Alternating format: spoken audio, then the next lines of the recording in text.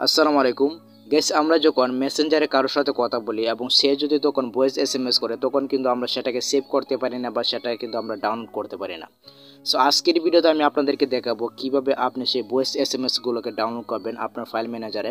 So ভিডিওটা অবশ্যই continue last পর্যন্ত দেখবেন গাইস। ভিডিওতে অবশ্যই একটি লাইক দিয়ে দিবেন এবং চ্যানেলে যদি নতুন এসে থাকেন তাহলে অবশ্যই চ্যানেলটিকে সাবস্ক্রাইব করে নোটিফিকেশন বেল আইকনটি অন করে দিবেন এরকমই নতুন নতুন ইন্টারেস্টিং ভিডিও সবার আগে পাওয়ার জন্য। ওকে, সো চলুন ভিডিওটা শুরু করি।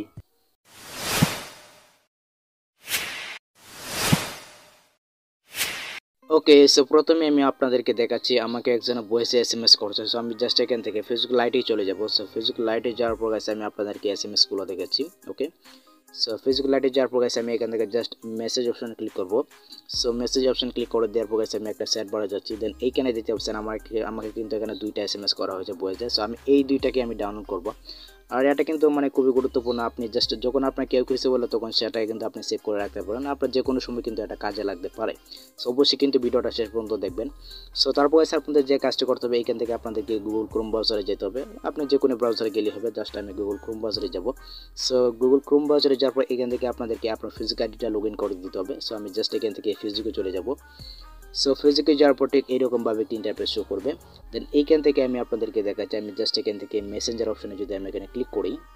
ওকে, সো এখানে জাস্ট আমি এটা ক্লিক করে দেবো। সো এখানে ক্লিক করে দেওয়ার পর গাইস এই যে দেখতে পাচ্ছেন এখানে কিন্তু ভয়েস এসএমএসগুলো কিন্তু রয়েছে। দেন আমরা এখান থেকে ব্যাক করে পেছনে আসবো। সো পেছনে আসার পর আমরা উপরে দেখতে পাচ্ছেন এখানে কিন্তু একটা এম ডট রয়েছে। গাইস দেখতে পাচ্ছেন এইখানে একটা ট্যাপ করে দেবেন আপনাদেরকে। সো এখানে একটা ট্যাপ করতে হবে। সো এইখানে ট্যাপ করে দেওয়ার পর গাইস এখান থেকে আপনাদেরকে পেন আইকনে ক্লিক করতে হবে। এই যে ডান দিকে দেখতে পাচ্ছেন হচ্ছে পেন আইকন। সো এইখানে একটা ট্যাপ করে দিবেন।